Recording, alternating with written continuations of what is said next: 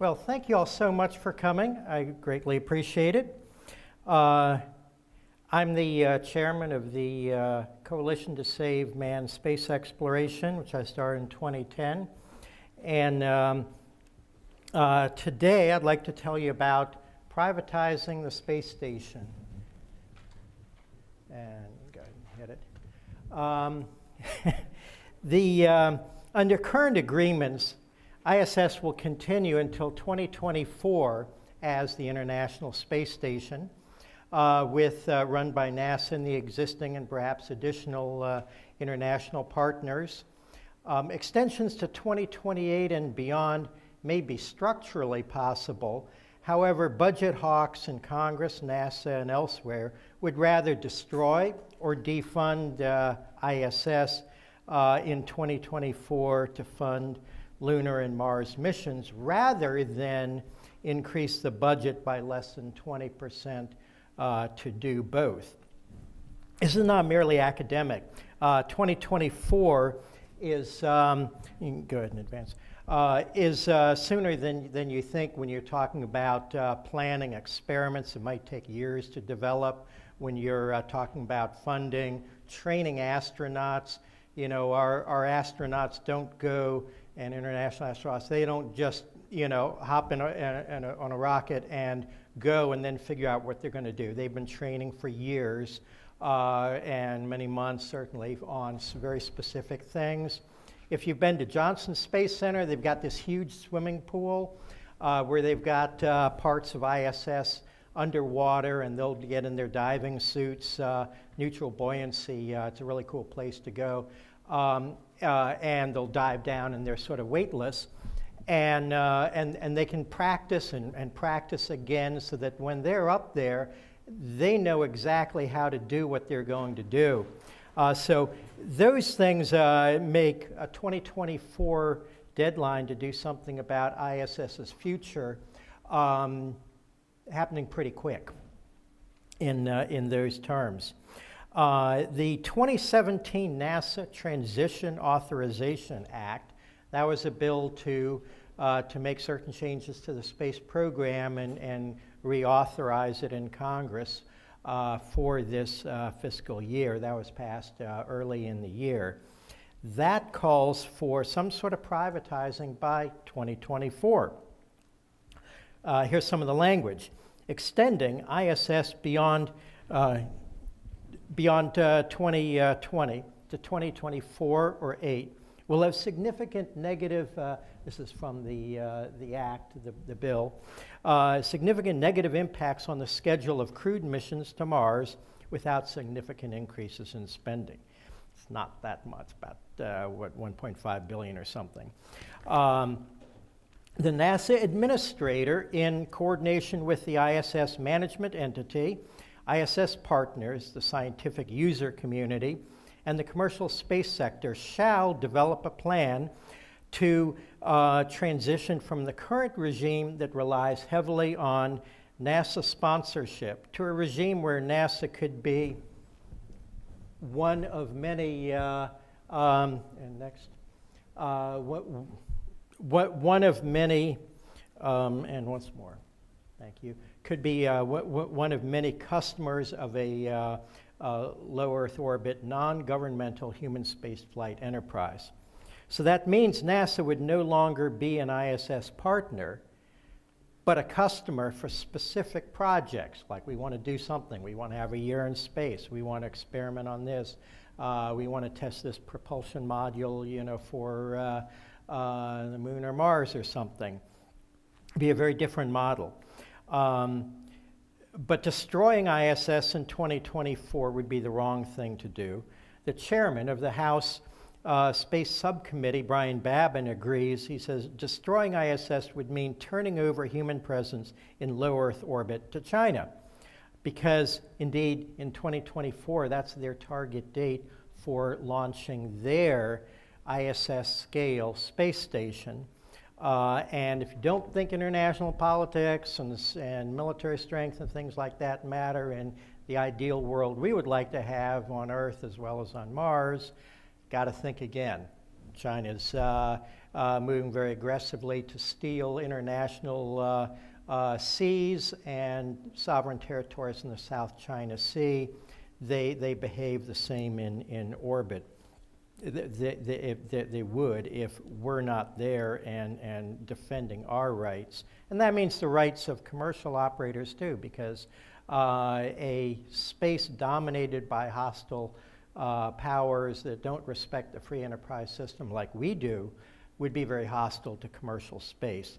One example to think about would be, what if the law of the sea was kind of transferred to law of the space or something, and every company that did anything in space had to divide up all their profits with all the countries of the world. That would kill commercial space real quick. The highest and best use of ISS all along, since the day it was put up there and first inhabited, really should have been preparing for deep space exploration. You test out the, and you give me another slide there. You know, we had the one-year mission. That was excellent. That's breaking new ground because although Russian astronauts had been up longer, this time we had so much medical technology on these guys, and then we had with Kelly, his twin brother was on Earth as sort of the control. So you had you can really get an A-B comparison. What happens to the eyes? All right, well, his twin brother's eyes are probably pretty similar, going up and so forth. So that's the kind of thing that space ISS should be used. Simulate journeys to Mars and beyond. Test closed-loop life support. We've got on ISS a fair degree of recycled life support. Yesterday's coffee is today's coffee, literally. But that has to, if we're going to go to Mars, that has to work very reliably every day, because there won't be every few months another Dragon or other supply mission containing the spare parts. What you leave with is what you're stuck with until the next launch window and when that arrives.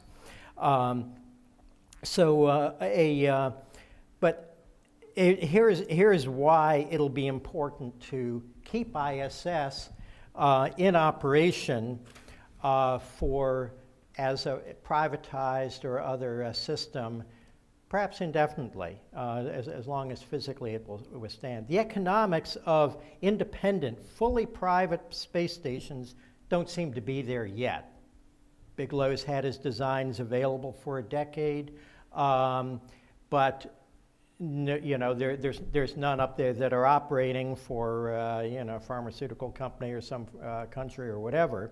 The only reason that we're getting a commercial crew is because NASA paid $8 billion to have those developed, mostly to SpaceX and Boeing.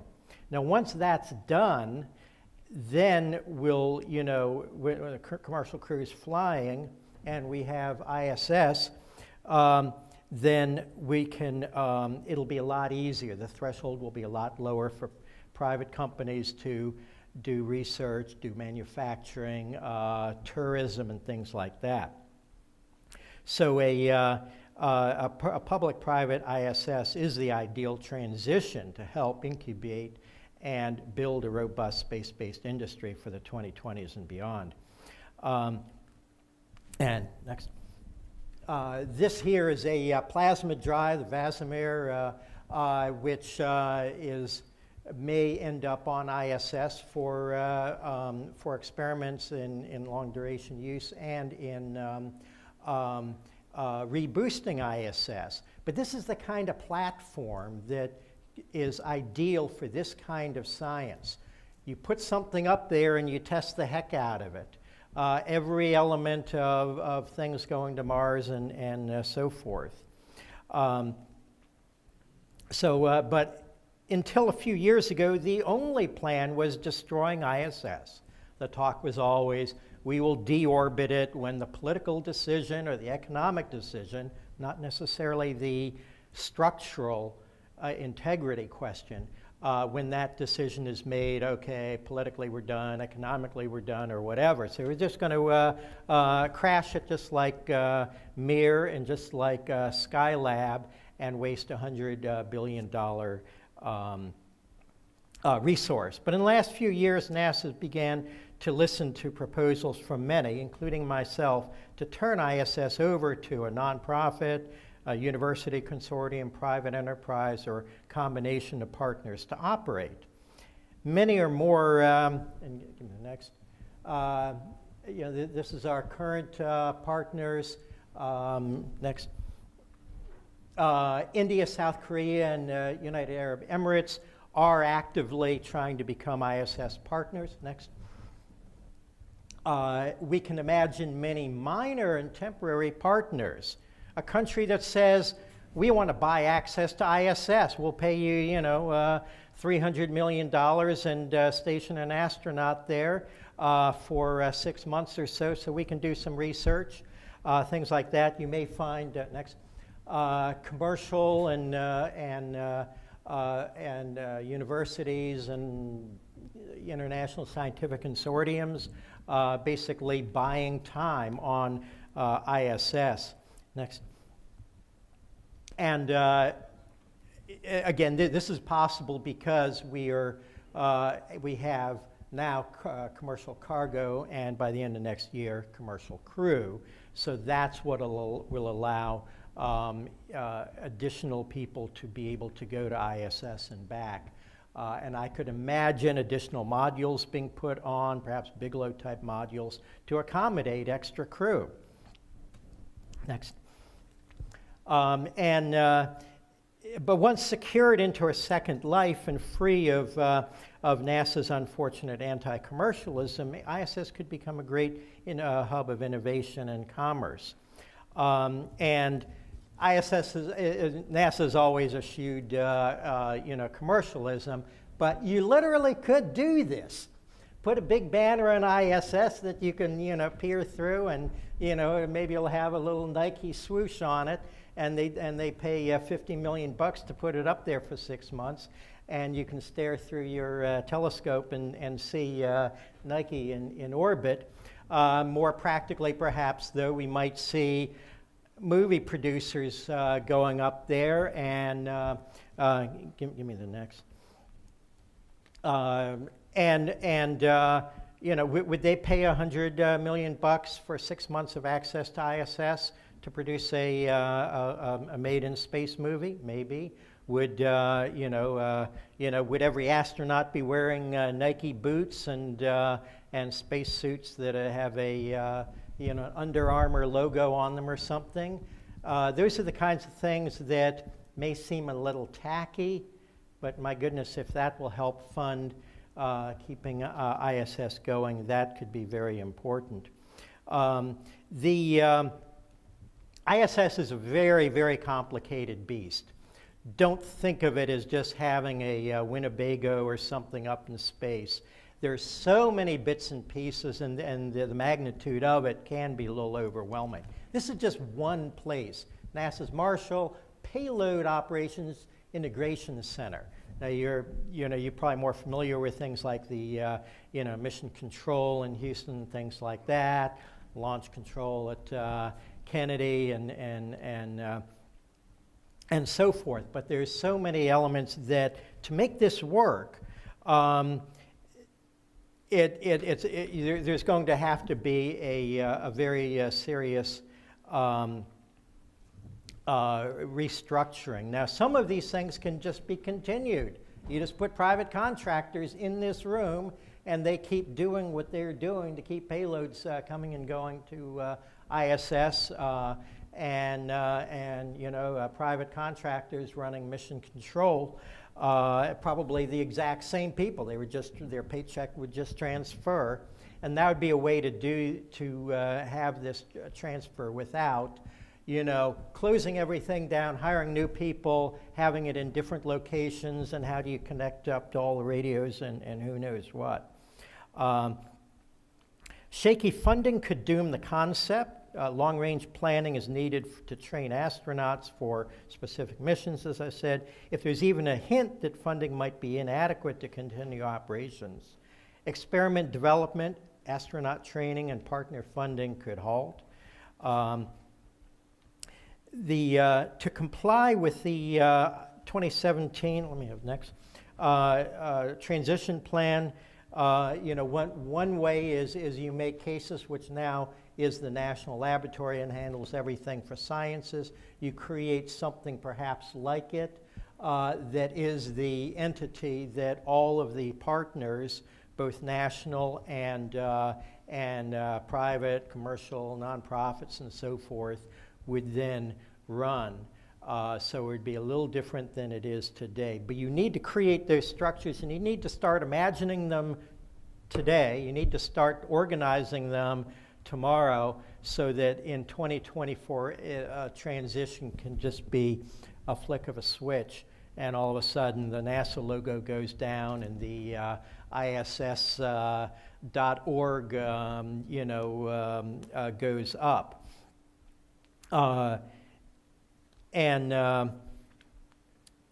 There might be some philanthropy that'll help. I could imagine some of the big guys, Microsoft and even SpaceX and others, may want to donate to keep ISS going. But here's the thing, it's a lot easier right now to keep ISS going and have that be the hub of commerce for the 2020s than to start from absolute scratch and put up a bunch of Bigelow modules and sort of hope that things will happen. Well, we've already got so many of the structures, scientific, logistics, and everything going. So this is an excellent transition. Now, what happens when somebody says ISS is structurally unsafe? Particularly where two modules join, you do get metal fatigue. And there's a fair bit of it when a space shuttle, which weighs a fair bit, would go and dock with the station. It was a jar that could be felt through it. And so at some point, it may become unviable. But even then, let's not just burn it up and have a light show for people to see for a few minutes, but instead allow commercial companies and countries, partners to basically, sort of a fire sale. If you want a module, if you want a solar panel, if you want a robotic arm, come and get it. You've been a partner with ISS all these years. Come and get it and do something with it. Then you can take a bunch of that stuff, docking modules, and put them on your Bigelow or whatever may succeed it. So anyway, I believe a public-private partnership with existing and new national partners can succeed in operating ISS for many years before 2020, beyond 2024, and help a vibrant commercial market succeed. I urge you to read the transition section in the ISS transition section in the 2017 NASA Transition Authorization Act. Go to congress.gov or just Google it and you'll find it. And that'll give you a little bit of the concept more than what I've told you about.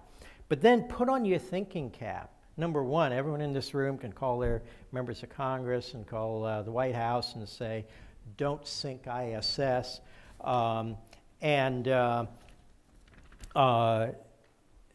Next screen. And then put on your thinking cap for this too. What could you do that could go up on ISS? Get to your questions in a sec. And next.